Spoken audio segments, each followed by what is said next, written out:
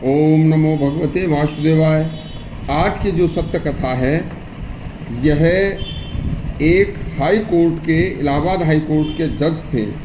उन्होंने ऋषियन पर्वत पर देवराहा बाबा के कुछ चमत्कार देखे थे। सुनिए, यह सत्य कथा ब्रिटिश राज में सन 1940 की है। भगवान देवराहा बाबा सरकार प्रयागराज इलाहाबाद प्रवास पर थे। इलाहाबाद हाई कोर्ट के एक जज बाबा के बड़े भक्त थे। जज साहब बाबा के दर्शन करने अक्सर वहाँ आया करते थे जब तक बाबा इलाहाबाद संगम की रेती में अपने मंच पर रहते थे।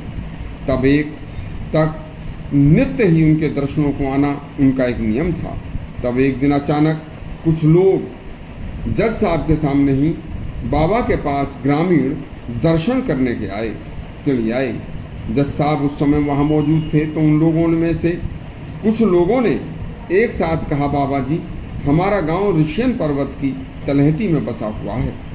वहाँ ऊपर पर्वत से उतरकर एक बाघ यानी कि शेर अक्सर कभी भी आ जाता है और कम से कम एक दो लोगों को घायल कर देता है और मार भी देता है। हम बहुत दुखी हैं। बाबा बोले, ऋषियन पर्वत के पश्चिम की तरफ एक झरना बहता था, क्या अब भी बहता है? लोग बोले, बाबा जी, काफ़ी दिन पहले वह झरना बंद हो गया। बाबा जी ने अचानक आंखें बंद करके बोले, अरे पर्वत पर पानी तो है, फिर बंद क्यों हो गया?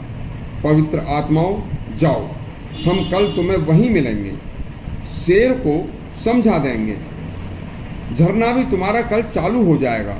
जज साहब बोले, बाबा जी, हम भी चलेंगे, मोटर गाड़ी ले लेंगे। बाबा बोले, यदि आपको भी चलना है तो कोई बात नहीं, आप कल वहाँ मोटर गाड़ी से चले जाना, मैं तुम्हें वहीं मिलूँगा। बाबा की आज्ञा का कोई उल्लंघन नहीं करता था। जज साहब अपने साथ कैमरा लेकर गए और कई लोगों को के साथ मोटर गाड़ी से ऋषियन पर्वत पर जहाँ जाना था वहाँ पहुँच गए थे। भगवान देवराहा बाबा सभी को वहीं मिले। न जाने कैसे गए, कौन से रास्ते से गए, इसे ईश्वर जाने। सभी ग्रामीणों से बाबा बोले, अरे बचवा, एक बात बताओ कि वो बाघवा रहता कहाँ है? ग्रामीणों ने बताया, बाबा जी, यहीं ऊपर से आता है। तो बाबा बोले, जाओ, हट जाओ, हम ऊपर जा रहे हैं, आप नीचे ही रहना। सबसे बोले, तुम ऊपर मत आना। ऊपर जाकर बाबा बोले, आप लोग यहीं सामने से अब हट जाओ, एक बड़ा सा पत्थर आ रहा है। सभी लोग कुछ दूर हट गए। बाबा ने एक पत्थर को पैर मारा और एक बहुत भारी भरकम पत्थर नीचे लुढ़क कर आ गया। उस पत्थर के हटते ही एक जलधारा बह निकली जो आज तक बह रही है। इसके बाद लोगों के सामने बाबा कुछ और आगे बढ़े तो सामने शेर खड़ा था। नीचे से जज साहब ने कई फोटो खींच लिए। शेर ने बाबा को देखा और बाबा ने शेर को देखा। शेर से उसके पास जाकर बाबा ने कहा, चुपचाप। क्या कहा, ईश्वर जाने। शेर चुपचाप खड़ा सुनता रहा। नीचे जज साहब फोटो खींचते रहे। शेष लोग आश्चर्यजनक नज़ारा देखते रहे। कुछ देर बाद बाबा नीचे से जैसे ही उन्होंने देखा तो कुछ देर वह शेर के पास रहे, कुछ बातें की। शेर चुपचाप सुनता रहा, पूंछ हिलाता रहा। तो बाबा ने कहा, मुंह खोलो। शेर ने अपना मुंह खोल दिया। भगवान देवराहा बाबा ने अपना एक पैर उसके मुंह में घुसा दिया और कुछ देर बाद निकाल लिया।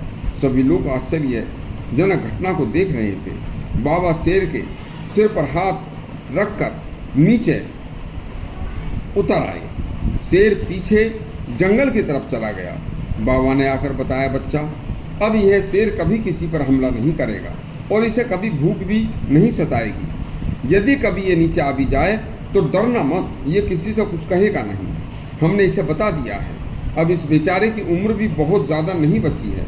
ये सारे चमत्कार हाई कोर्ट के जज साहब ने अपनी आंखों से स्वयं देखे थे और अपने कैमरे में कैद किए थे। उनके वंशज आज भी कई बूढ़े होकर मर चुके हैं, लेकिन उनकी पीढ़ी के आने वाले लोग बाबा के भक्त हैं और वह झरना भी आज तक चल रहा है। बाबा के संसार त्याग के बाद उस ऋषियन पर्वत पर भगवान देव रहा बाबा का उसी स्थान पर एक मंदिर लोगों ने बनवा दिया था। उसमें जज साहब के वंशजों ने पैसा दिया था। जो लोग वहाँ दर्शनों के लिए आज भी जाते हैं, उस पर्वत पर बहुत से ऋषियों ने तपस्या की थी, इसलिए उस पर्वत का नाम ऋषियन पर्वत है। कल फिर आपको एक सत्य कथा सुनाएंगे, तब तक के लिए